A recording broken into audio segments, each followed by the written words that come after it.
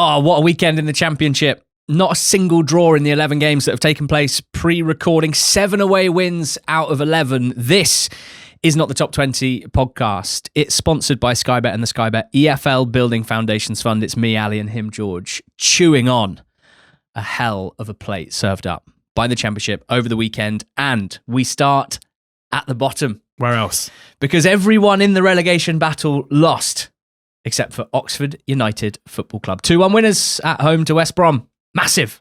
There's a moment during the second half where I went onto the FOTMob app. Yeah. And during games, they have little dots next to the teams to say whether they're winning or losing. Mm-hmm. And the bottom half of the Championship table was just red dots the whole way down, apart from Oxford with a green dot next to it, which must be one of the most satisfying visual signs of how big a day is going to be, especially knowing that the games that didn't have any dots had happened that morning and the teams in the bottom half had already lost those. Yeah, and this was just huge. I think going into the game, Oxford fans knew that a defeat here probably meant that it was going to be too difficult for us to get out of it, to fall 9 points behind West Brom, who themselves would have been level on points with Blackburn. The gap between Leicester and the rest would have been huge, and Oxford would have been below that. So, and it would have been yet another game where Oxford have hosted a team struggling and out of form and not won it, which has been our big issue this season. It should be said that issues creating chance from open play for Oxford hadn't changed. It was 2 goals from set pieces, a very good ball in from Jamie Donnelly for his first goal involvement as an Oxford player, with an assist, and then an unbelievable header from Stan Mills. Like, really impressive to contort his body in that way, running away from goal. Missed a couple of chances, didn't he, in Bloomfield's first couple of games? Yeah, he tended to be on the end of the big ones in those 0-0 draws. So, yes. Yeah, doing what he needed to. A 1-on-1 miss against Bristol City, and then a kind of open goal at the back post that he ballooned over against QPR. But one of the biggest positives from Bloomfield's reign so far is that he seems to rate Mills as highly as I do. You love Stan Mills. It's great. It's funny, as a loanee in League One, I didn't really like him and thought he was a bit overrated.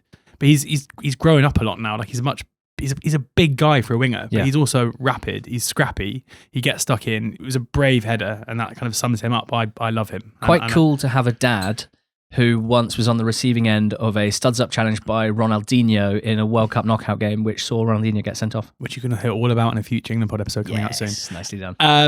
It was to go 1-0 up in those circumstances, and then to have a second goal from a set piece, this time Brannigan with the ball in, this time Lancashire with the header. James Morrison not happy with his keeper for not coming out O'Leary and trying to do something with that. It did travel a long way before Lancashire was able to head it home. And then straight after that, Mikey Johnson, who, yes, he hasn't scored for about 5 years, but he's still one of their most talented players, goes off injured after 20 minutes. The man who came on for him, Bostock, had a shot from range that was deflected off Brannigan and went in. And after that, like, West Brom had a lot of the ball, as you'd expect, but didn't create much. One cross that Hegerberg kind of tried to backheel in that he didn't quite get enough of a purchase on. A header from Bielik that looked like it was going in, that went the other side of the post. But it wasn't, it was pressure, but without any real kind of thrust. And Oxford win it. So it's a huge win. Oxford go to Preston on Friday night, and with a win, we go out the relegation zone when the other teams are playing on Saturday. So, it's not just blind optimism to think that there's a chance that Oxford could get out of this. They could literally be out of the relegation zone come 3 o'clock on Saturday against a Preston side who aren't playing particularly well. So, a big win for West Brom. It's panic stations, really. Yeah, so Eric Ramsey was sacked between last Monday's Monday pod and this Monday's Monday pod. Did cover it in the midweek show for NTT20.com paid subscribers under the lights. But 8 games in the league, no wins. They got thumped in the FA Cup as well. It's a 44-day tenure that couldn't have gone any worse. Yeah. And the sacking of Ramsey didn't surprise me, and I don't disagree with it. There's so much that you can question about West Brom this season, and if they do end up going down, only a portion of it will be Eric Ramsey's fault. There's no doubt that he completely failed to get to grips with the situation and never even got close. But obviously, when this sort of spiral happens to a football club, the questions cannot be, the fingers cannot just be pointed at the managers, at the head coaches involved, because they are put in place and supported or not by those above them who do player recruitment, manager recruitment, and strategic decisions. And those are the guys who are, there to be shot at most, I think. And from what I can see, the fans are pretty on board with that. But just changing Eric Ramsey and bringing in James Morrison as caretaker, club legend, etc., part of the coaching staff, that hasn't made a jot of difference, seemingly. Yet. I mean, his post-match interview was interesting. It was a guy who was not mincing his words at all. And this is someone who's been a coach. I felt the tools were there to put a performance in, and it wasn't there, especially with all the possession we had. I don't know what the possession stats were, but what did we do with it? Backwards, sideways, cross from deep, perfect for them. There were words in the dressing room after the game, but I want what was said to remain in the dressing room. He also called something an underlined problem, which I quite enjoyed. Underlined problem? Yeah. I think he thinks underlying problem means underlined problem. I mean, it works. Why not? It's just like the real problem that you underline a few times. In a way, conceding 2 goals from set pieces is like the first one goes in, that's a problem. Second one goes in, underline it. Exactly. Maybe that's it. But it's, the way that he spoke post-match, I think, will get the fans on side, the impact that has with the players, especially because it's a group of players that, as I said, would he have been teammates with any of them? Maybe. But he's worked with them for a long time, so he's someone who has that relationship. He's not a new manager who's coming in and hanging them out to dry, and I'm sure he's got pretty close friendships with some of those more senior players too. But there was, they look pretty shell-shocked to me, the West Brom players, if they can't really believe the situation they're in. There's not a chance any of these players thought back in August, even September, October, that they were going to be, teetering on the brink of relegation come March. And if it wasn't for Leicester's points deduction, they would now be 22nd. It didn't feel like a side who the sacking of a manager has given them new belief. And I really worry for them at the moment because they are a poor side who don't really seem up for the fight. And in a game where away from home against an Oxford team who've really struggled, they could have taken a huge step in terms of confirming safety for next season. To concede 2 set-piece goals within 20 minutes is kind of not really acceptable. They got Sheffield United away next Saturday, then they host in-form Southampton, then they host playoff-bound Hull City, then they travel to Bristol City, and then they host playoff-bound Wrexham. So the next 5 fixtures on paper really difficult. I can almost start telling myself that doesn't hurt in a weird way, that being up against it and being the underdogs might sometimes suit a team, but it's difficult to think that anything suits this West Brom team right now. Any style of play, any match situation, they seem to be found lacking, and it's really tough for Morrison.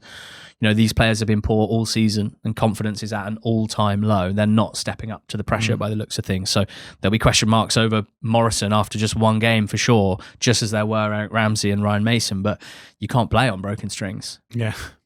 Well done. George, everyone in the top 6 won, except for Borough, because they play tonight at Birmingham. Really tough fixture and made tougher by the context of the weekend. All the teams around them, beneath them, above them, winning, including Coventry City, the league leaders, 2-1 at home to Stoke with an injury time winner from in-form Jack Redoni. The first goal scored by in-form Haji Wright, set up by in-form Jay Da Silva, who showed some really nice bits of individual skill and crossing ability. They're getting back to form. I think they're in form. Okay. Da Silva's really stood out to me over the last few weeks for doing stuff that I don't really recognise him doing generally, which is like this sort of assist to Haji Wright, individual skill to find the space to cross, and then a great cross to Wright. Great football from Coventry for the entirety of the first half. They were completely dominant. So obviously it was 1-1 at half-time. A Sorba Thomas set-piece delivery, a Ben Gibson header, all square at the break. And Sorba's quite close to a double-double now. There aren't many in the Championship or indeed across the EFL who are going for our precious double-figure goals and assists tally. 9 goals, 8 assists for Sorba. So I'd expect him to get there, and he's still generally Stoke's sort of leading light, and Sorba Thomas crosses generally their only consistent way of creating chances. Coventry maybe a bit less fluid, a bit less potent in the second half, but still, creating some chances. And the goal, when it came, owed to some fortune as well. A ball over the top, Sims running onto it. Simpkin has to come out to deal with it, but the bounce is horrible. He misjudges it. His clearance is horrible. It goes straight to Redoni. He shoots at goal. It hits Gibson. Could drop anywhere at that point. Gibson's 20 yards out when it hits him. Could go anywhere, but it drops in. So no doubt a deserved win, and no doubt a huge, huge, huge win for Coventry. A huge few weeks for them. let's not sniff at winning this game, even if it was a late winner.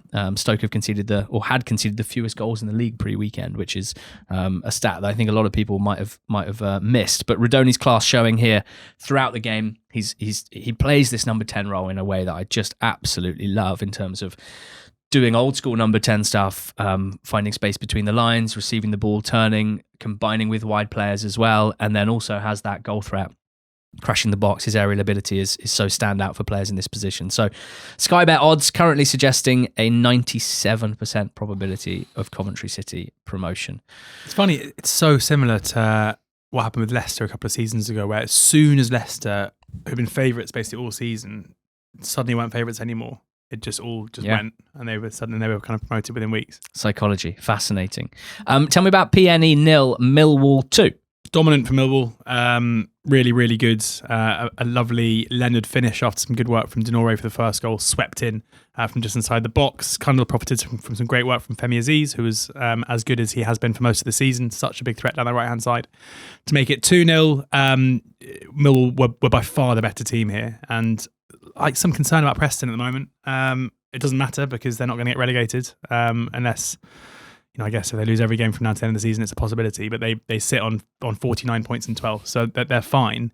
But what looked like it should be a really exciting, playoff tilt has kind of fallen apart pretty quickly. And in fairness to Hecky, he shouldn't be judged on what was an amazing start to the season. For them to be 12th, taking out kind of all recency bias and recent performances is still a very good effort, I think, to take this Preston side and be effectively safe as early as they were this season. But their current performances are not particularly good. The kind of closing lines in terms of the betting odds probably has them as the third or fourth worst team in the league at the moment.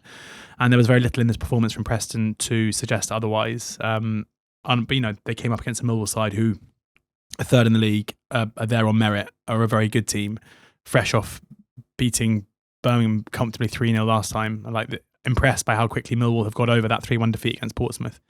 And that seems to be a bit of a trend in good Alex Neil teams, is not really getting too down when things go against you and kind of just cracking away, really. Millwall putting themselves still in a good position. Preston, maybe I'm just a hopeful Oxford fan, but a team that I have some concerns about right now. And then Ipswich did the business as well. 3-0 winners at home to Swansea City. A couple of their January additions standing out here. Firstly, Dan Neil with some midfield play in his own defensive third that just made you go, wow. And it's what I think Ipswich's central midfield this season has been a bit of a problem area. Not horrendous by any means, and Matasiwa has been a good signing and has broadly done what we expected him to do based on the sort of scouting reports and what we'd heard about him. But finding a partner for him has been difficult, and there are things he doesn't offer, which if they're lacking in his partner, mean that Ipswich really struggle to progress the ball in the same way that Morsey and Luongo used to. And you always hark back to those two, because as midfield pivots go in the Championship, Morsey and Luongo, frankly, one of the most iconic, in the sense of neither of them joined Ipswich with huge reputation at this level. Neither of them have what you'd consider on paper like standout physical ability, which is often prioritised in the centre of the park in modern football, and yet put them together and it was something special. So Dan Neil, what has this got to do with Dan Neil? Well, I tell you why. Everything.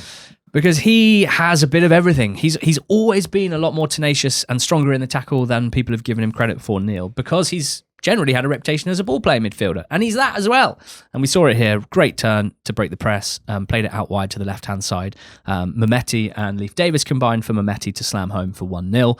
And it struck me that Ipswich's left side has been our focus all season, right? When Philogene was scoring bangers in the first third of the season, when Jack Clark was scoring for fun in the middle third of the season, if you like. But the left side here was, I almost said Kelvin Davis, Leif Davis and Anis Mehmeti, and they combined for the second goal as well. Mehmeti and Leif Davis combining. Athon with the finish. The third goal was Mehmeti pressing hard, winning it back, setting up George Hurst.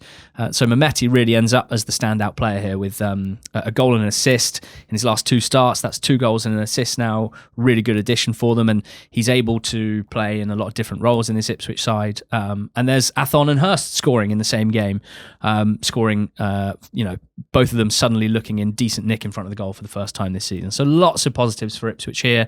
Comfortable win, presentable fixtures starting Tuesday night. They're the only Championship game at home to Hull. Big chance for them if they win that game. Well, it depends what happens tonight with Borough and Birmingham. But if Borough were to lose and Ipswich were to win on Tuesday, they would go second in the table, still with a game in hand over Borough and Millwall. Then they host Leicester. Then they travel to out-of-form Stoke. And then they travel to Sheffield Wednesday. So a presentable route to second in the table. As for Swansea, look, they've been great under Vitor Matos, but only one win in their last 4. This defeat, suddenly you look at the league table, they're in 16th. They are 11 points off the playoffs, and I think we might be looking at a team heading a short distance to the beach. I like beaches. Yes, you do. I really do. I'd like to go to a beach soon. Cool. Although I have just been away playing golf, so I might get that cleared. Ali, we used to ban each other from taking holidays during the football season just because it was too difficult to keep up to date with the leagues, but that's all changed with NordVPN. Yeah, watching sports while you're abroad, no longer the issue that it once was because of NordVPN, and we've both benefited from this in the last couple of months when we've nipped overseas. I didn't miss a single kick of football when I was in Spain over New Year. Live stuff, highlights, all of it. With NordVPN, you can switch your location from anywhere in the world in order to access the content that you pay for and enjoy at home. I used it as well to book flights to avoid price discrimination. I will do so for any summer trips as well, like our trip to the States for the World Cup. It's easy to use. It's one of the fastest VPNs out there. Great for cybersecurity as well. Just a great tool for modern life. And we've got an exclusive discount for NTT20 listeners and a discounted price and 4 extra months free by heading to nordvpn.com/NTT20. That's nordvpn.com/NTT20. George, Portsmouth 0, Hull City 1 was a really significant result for both teams, and the way it came about, classic. So sometimes with results in games like this, it's important that we tiptoe around because you don't, if you're a Hull fan and you've won 2 games in a row off the back of a really disappointing run of form, the last thing you want to do is tune in to 2 neutrals talking about your famous win and hear them be like, yeah, it was lucky. And so you don't want to do that. But fans of the other 23 clubs, they don't want to be lied to. Or 71 clubs. Yeah, so we've had you in particular have had a couple of run-ins with Hull fans this season. But I'm not going to tiptoe around that this was absolutely ridiculous. Like, this game of football is, for John Mousinho and for Pompey, coming away from this, having, lost the game is remarkable. Now, they only had themselves to blame, because it's important to say that the goal they conceded was pretty much as avoidable a goal you could possibly concede. Just error after error, like compounding. It wasn't an Icarus concessions, it was 5 Icarus concessions in one moment, effectively, with just a poor back passes, a failure to clear lines, and Matt Crooks profiting from that, and eventually the ball falling to him in the box and him beating Schmidt. But in terms of who was at fault, you could look at probably 2 or 3 players who should have done better with that. And it's also worth pointing out that Pompey themselves, a lot of their shots came from range. A big feature of this Pompey team, Swanson and Devlin, basically carrying the ball forward down the right or left-hand side and letting fly. It's worked quite well recently. They came close a couple of times here, but weren't able to score. But it's the fact that Hull had a shot in the first minute through Joe Gelhardt, didn't have a single other shot until the 73rd minute when Crooks scored, thanks to Portsmouth's poor defending, and then didn't have another shot for the rest of the game. So 2 shots in the game. And this is something that Hull have done like relatively consistently. And we know, Sam.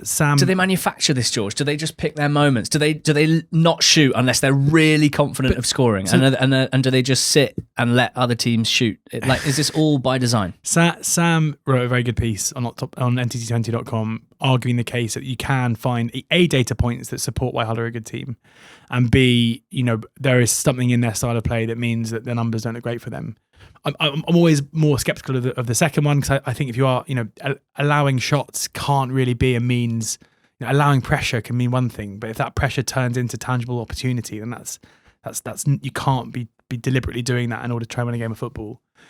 But there definitely are going to be reasons why Hull's numbers have been poor and why the results have been better.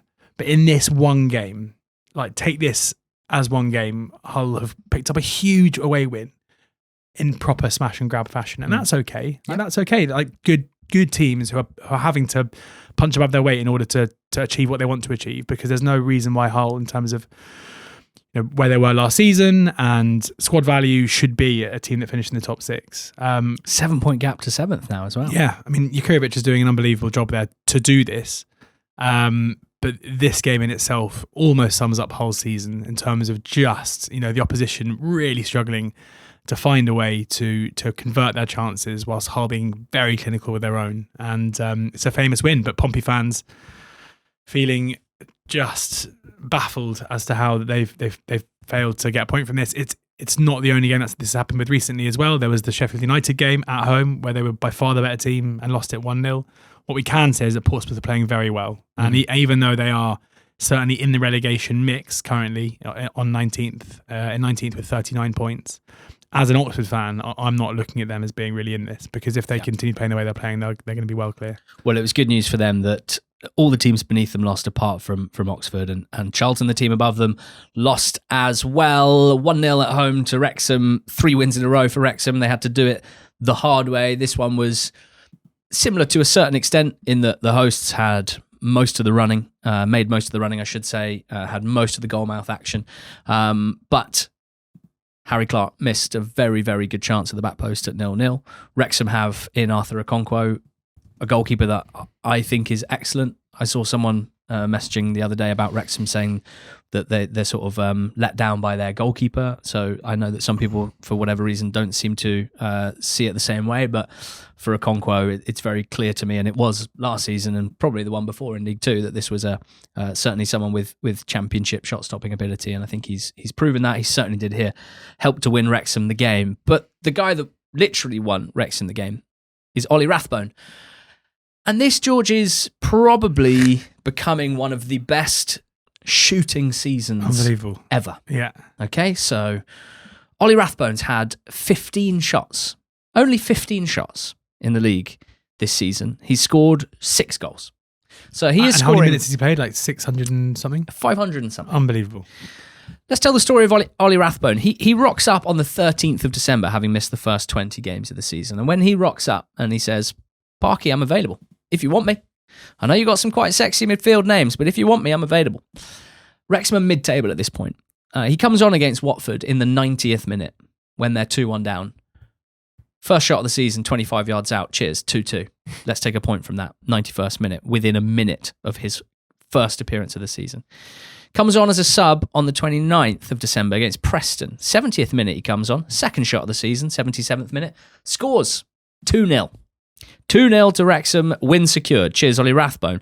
Parky's like, I should probably give him a start, see if this hot streak continues. Starts against Blackburn Rovers on New Year's Day. Second shot of the game, 4th shot of the season, scores 2-0. Great goal as well. Next 5 shots, bit wayward. He doesn't want anyone looking into this too closely. He doesn't score with his next 5 shots. Then he comes on against QPR. 10th shot of the season, scores from 30 yards. Oh, and by the way, it's a 94th minute winning goal for Wrexham at QPR. His next 2 shots don't go in. Then he puts Wrexham ahead against Bristol City a couple of weeks ago. Next 2 games after that, he takes 1 shot across the 2 games, doesn't score, but they don't need him because they're beating Millwall and they're beating Ipswich. They don't need Rathbone specials at this point. And then at Charlton on Saturday, they're going through a tough time. Charlton, the better side, the more dominant side. Give Ollie Rathbone a bell, lad. 20 yards out, left foot, bottom corner, winning goal, scoring every 2.5 shots. 3 of them from outside the box, 2 of them winning goals. 1 of them nicked a point, 1 of them put them 1-0 ahead, and 2 of them put them 2-0 up. That's a lot of action for 15 shots. There are some players in this league that will happily have 15 shots across a 3-game spell and possibly not even hit the target with one. So shout out Ollie Rathbone, shout out Okonkwo, and shout out Issa Kabore as well, who's come back from his injury looking absolutely brilliant. At right wing back for Wrexham, more winners, George. The winners in the top half keep on coming. This time it's Saints, and then I'll tell you about Derby. These two had to win to keep the gap to the playoff places as was. Tell me about Saints at Hillsborough. Yeah, I mean, it was pretty cosy. James Bree continuing his ridiculous goal-scoring form with a finish from a loose ball from a set piece, followed up with Ryan Manning hitting a free kick at the near post. I think Senny Dieng should probably do better with both, if I'm honest. He's Wednesday have had a tough old time with keepers this season with Charles's injuries and the kind of constant need to bring in emergency loans who haven't necessarily performed. And I don't think Dieng's kind of doing a great job in protecting them at the moment. Charles reportedly could be back for one of their next 2 games, which is big for them and big for Northern Ireland as well. Joe Yates scored, I think for Wednesday fans, just getting on the score sheet in games is big. Before Harwood Bellis converted from a corner, scoring a lot of goals from set pieces, Saints at the moment. And it continues their really good form. They are, I think, given the quality they've got and the way that individuals are playing now, like Azaz is looking really sharp. Cienza on the left-hand side is brilliant. Matsuki has kind of really come alive in the last couple of weeks too. Bree scoring a lot of goals. Like, it feels like they're a team who've kind of hit their mark a bit. And it's interesting that Armstrong coming out of the side and Laren coming in, who's obviously a completely different profile. May not be quite as prolific, but offers more of a physical threat up front. Seems to have triggered an improvement at Saints. So important for them. They're 4 points off Wrexham now. I think they're going to keep Wrexham and Hull, and feasibly Ipswich or anyone else very honest if there is a dip in form from any of those. Interesting thing with Sheffield Wednesday is that they're looking through their fixtures between now and the end of the season. They only have all their games against teams, apart from probably Stoke, they're playing all like the big players in the promotion and relegation. So they're going to have a huge part to play. Yeah. And now at the end of the season, you've got Derby next up, and then Watford, and then Ipswich, and then Hull. So 4 teams there, all like bang in the playoff and top 2 race. Then it's Stoke. Then it suddenly pivots to the relegation race where they host Leicester. Then they go away to Coventry. Then they host Charlton. Then they go away to Borough. Wow. Then they go away to Oxford, and then final day home to West Brom. So given that teams are, they've only won one game all season, they've only got, without the points deduction, how many points? They'd be on 11. They'd be on 11 from 35. So what you can glean from that, I reckon, is that they're probably out of those teams, and because they're still playing okay. Like, they're such a strange team, this Wednesday team, because they tend to stay in games. They rarely get done like they were the other day, kind of 4, 5, 6. Yeah. But they normally lose. But because they do, they're not terrible defensively, and because they've drawn 8 games a season and won 1, the chances are that all of those teams I've just mentioned are probably looking at Wednesday as being a free 3 points, right? Yeah. Especially like West Brom final day of the season. We're going to be looking at being like, right, well, at least we're going to win our final day. But 2, 3 at least of those teams are probably going to drop points against them. Yeah. Or maybe not that many, but some probably will, and that's going to have a big impact on the run-in. So they've got a part to play. I remember when last season Luton won the 3 games leading up to final day, and we assumed that they would beat a West Brom team who were on the beach, and they lost 5-3. Exactly. So it can do funny things to you, can't it? And Derby beat Blackburn 3-1 from behind. Rovers going ahead, a Hayden Carter set-piece header, and then huge chance at 1-0 for Blackburn. Gudjonsson, no composure whatsoever, just firing wide, really, really well placed. And Derby wrestled back control from that point. Everything coming down their left side with their January signing Merkin with 2 assists, but also Adjumang just peeling wide. Now that Carlton Morris is back, he can look after the centre-backs, and Adjumang can do what he likes to do, which is peel out wide. His speed and his skill is really exciting, combined with his size. Obviously, he scored, I think, the most headed goals in the Championship this season, and he didn't get on the score sheet here, but you can just see how dangerous he is going forward. It was Brereton Diaz who equalised. Nice patient build-up down the left, a good assist from Merkin. It was not Harry Clark, it was Matt Clark finishing from a Smodics cutback for 2-1, and then Merkin crossed for Rhian Brewster to make it 3-1. So lots of contributors going forward from a Derby point of view. They just sort of outlasted Blackburn, I think, here in the end. And it's a crucial win, given those above them all won as well. It's the sort of game that they've struggled in this season. It's kind of crazy to think for a team that's on the brink of the playoffs that it's the first time they've beaten a team currently 18th or below at home this season. They've still got the bottom 2 to come to Pride Park. So they need to repeat this trick if they are going to pressure the top 6 further. And we'll finish with a great stat from Rich Sharp, who is a Blackburn Rovers journo. Appearances and goals for Blackburn Rovers in the Derby County starting lineup: 544 appearances, 97 goals. Appearances and goals for Blackburn Rovers in the Blackburn Rovers starting lineup: only 408 and 33 goals. That is John Eustace all over.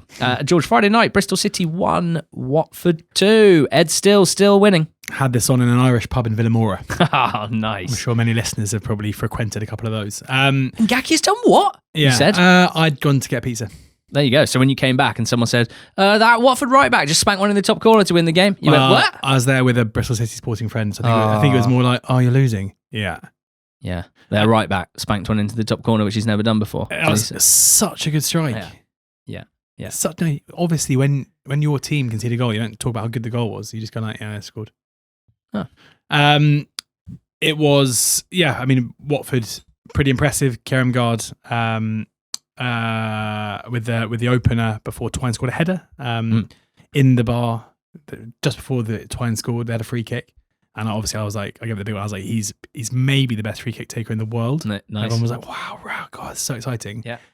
And for the first time ever I saw him, he basically scuffed it. Oh. Yeah, like hit the wall on like the shins. He's been practicing his headers. Yeah. And then a couple of minutes later, he scores a header. And Ngakio, with an amazing hit to make it 2-1. Watford had a couple of opportunities before that. I should say, very good ball from Randall as well for the Twine header. But yeah, Garstrube will obviously be frustrated that they weren't able to beat Watford, but to lose at home to a team that you need to kind of get past in order to really fight for that top 6 spot. Should say that Georgie Chakvetadze looked back to his best at times here, down that left-hand side. Really good work from him for the first goal, with a run down the left and the ball through to Kayembe to cross for Kerem Guard. And he set up Aaron Kunda for a shot earlier and looked just very bright. He's someone who I think we all thought would have a much bigger season, but obviously fitness issues have not helped with that. Bristol City had some injuries at the back, so they're a back three of Tanner, Ellie and Borges isn't necessarily what they want to be having at this stage of the season, and that probably could cost them when it comes to where they end up. But yeah, big win for Watford, and as we said, like all the ridicule about the appointment of Ed Still, and the assumption that it's going to be a disaster. These guys aren't fools, and he's come in and he's doing well. Give your head a wobble, if anything. Yeah. So that takes us down to 9th, and all of the teams in the top 9 currently won, apart from Borough, who play on Monday night. So that's Coventry top now on 71 points. Borough are 8 back on 63 ahead of their game against Birmingham. Millwall a point back on 62, then 2 points to Ipswich and Hull on 60. Ipswich have 2 games in hand over Millwall, Coventry, and Hull have a game in hand over those 2 as well.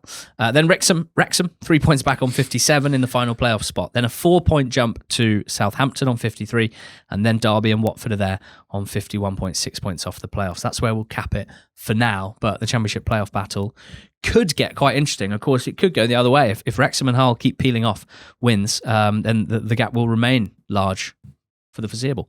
Leicester 0, Norwich 2. It was a big one for Gary Rowett in Leicester, and they let their fans down, really, because, they had 2 points from their first 2 games, and I think if you were to break the games down, they were pretty poor against Stoke in the first half, but they did recover. They were okay in the second half. They almost won that game from behind. A draw, probably a fair point on balance. Then they were quite impressive, genuinely, against Middlesbrough in midweek, and they drew 1-1. So they came into this, and I was feeling a tiny bit of positivity for the first time in quite some time, but they were poor again here. They were second best, even in the first half, although it was 0-0 at half time. Certainly, Norwich to me looked like the more vibrant side, the team with more ideas, and they won the game in the last half an hour. Ben Slimani came off the bench for Paris Magoma. Slimani fired off a warning shot that was well saved before scoring an almost identical goal from the edge of the box. Some quite poor defending from Okoli, who just bit hard on Slimani's Ben Slimani's dummy shot and didn't stop him cutting inside onto his stronger foot. He'd come on for Paris Magoma, who was also absolute quality in this game, whose addition to this Norwich side and to the EFL, his reintroduction to the EFL couldn't have gone any better. What a wonderful player he is to watch. And him and Ali Ahmed are already developing a really nice relationship down Norwich's left when Magoma drifts wide from his number 10 role. I've seen them play a lot of lovely 1-2s and get into good positions. Ali Ahmed scored at the back post for 2-0. Cordoba as well, the left centre-back, had a really good game too. So Norwich, Philippe Clement is literally the dream manager, basically, for Norwich City fans, given where they were. They lost, was it 8, their first 8 home league games this season. That's what Clement walked into. 36 points from 20 under him, 1.8 points per game. They've won 8 of their last 11 in the league. They've got more points than any other team in the Championship in 2026. That's 2 full months. it's quite incredible, really. And Leicester would love Gary Rowett to have a similar impact, but jury's still out on that one, I think it's fair to say. So just looking at the bottom, we've obviously got Wednesday at the bottom, -7. Then Oxford United 32, Leicester 34, then the dotted line. Then West Brom 35, Blackburn 38, Portsmouth 39. Those 5 teams, Portsmouth, Blackburn, West Brom, Leicester, Oxford, feels like we can say fairly definitively that it's likely to be 2 of them that go down, and the onus is on really Oxford, Leicester and West Brom to be the ones to keep their heads above water, with Blackburn as well. Certainly very little room for error for Michael O'Neill as he probably starts getting ready for those Northern Ireland World Cup qualifying semi-final playoff games. George, lastly, QPR 0, Sheffield United 2 at Loftus Road. Yeah, one of my favourite goals, possibly the season so far, from Tyrese Campbell. Just such a fun left-footed strike, perfectly behind the camera, flying. He hit it so sweetly to put Blades 2-0 up after Callum O'Hare had put Sheffield United ahead. I realised this morning that I don't think I've ever just called him O'Hare. Callum O'Hare. Yeah. Does anyone ever just call him O'Hare? He's a full name. Who scored? Sure. O'Hare. Who? No, it doesn't sound right. Or Koch, as the acronym is. Co, yeah. So Blades 2-0 up after half an hour or so. QPR had a few opportunities but didn't take them. There was one moment where Smith should have squared it to Kone, but shot and kind of shanked his shot wide. Interesting. What is it with QPR and playing centre-backs right-back? Because we had Jimmy Dunn doing it for like 3 years. Yeah. And then Dunn went to centre defence this season. Yeah. And Mbenge's been playing right-back. Yeah. And then today it was Ronnie Edwards. Yeah. Not today, Saturday. Yeah, he's done it a bit recently. I know. When Mbenge's been... You know, when Mbenge then came on and played right back, and then Edwards went to centre back. But the funny thing is, both Dunn and Mbengue have obviously been brilliant at right back. It's just funny how a club can have this thing about. Well, they just don't have any other right backs. I know, but that kind of works. But it's funny how when you've done it twice, you're like, well, let's do it with another guy. Yeah. And I would say, in my view, I can see, well, not in Dunn's case, certainly with Mbengue, I can see why he'd work a right back. With Edwards, I think I guess unless you're using him as like a kind of distributor, kind of playmaker right back, it doesn't really seem to fit his profile. I wouldn't say he's mobile enough to really do it. But anyway, that's what they're doing at the moment. And they weren't like bad by any stretch. Interesting also, the much maligned Adam Davis, who was kind of pushed to the front by Chris Wilder and the players to do their celebrations in front of the away fans, which is quite nice because I think he's... Well, because Michael Cooper's out for the season. He is out for the season. And they're like, we really need Adam Davis to be confident and good. But it was funny, so let's make him feel confident and good. I couldn't really remember him making any big saves. I went back and I just don't think he did. It was just a case of like, let's just do... Confident and good, please, Adam. Yeah. Confident and good. But it's funny because his reputation has obviously been severely damaged. But back in the day, at Barnsley, he was a brilliant shot stopper. So he'll be hoping to rediscover that form. But it must be tough when you basically barely play any football. So... Since the start of the 21-22 season, Tyrese Campbell has scored 32 championship goals and only 4 of them from outside the box, which when you look at his goal, you're like, maybe shoot a bit more from outside the box because he is an excellent finisher, ball striker, etc. Only 4 goals from outside the box in 5 seasons, 3 of them at Loftus Road against QPR. Loves it there. I mean, what? Quirks. Because he's like, you've always got a centre-back playing right back. Quirks. So, I'm going to shoot. Did you enjoy, as a ball-playing central midfielder yourself, did you enjoy Sidney Peck's ball down the right-hand side ahead of the first goal? The second assist, if you like. It was absolutely... I'm sure I did. I played it to Chong. Okay. I do remember it. Yeah, it was very good. But it was just... It's a Peck at the moment. Just every time I watch him, he's getting quicker. He's getting more decisive. He's playing. Yeah. He's always played forward as much as any central midfielder that I can think of. Yeah. But he's got the more and more confidence every season, growing, and it's very, very exciting. He's certainly standing out at the moment for Sheffield United. So yeah, what a weekend in the Championship. I think when you've got the top 9 in the table as we record, having all won, apart from a huge game on Monday night between Birmingham, they'll go 8th if they win. Borough, who really need to win to get back to winning ways after 3 without, to try and keep touch with Coventry and extend the gap to Millwall, to Ipswich, to Hull, to Wrexham, who are chasing them. It kind of feels like we're in a really interesting spot with the Championship right now. And most excitingly, Oxford United, the big winners at the bottom. We love that as well. So thanks for listening to this episode, watching it on YouTube. If you've done that, make sure you subscribe to the channel on audio and video platforms. And if you like Leagues 1 and 2, done exactly the same for them wherever you found this one. Cheers. Go well.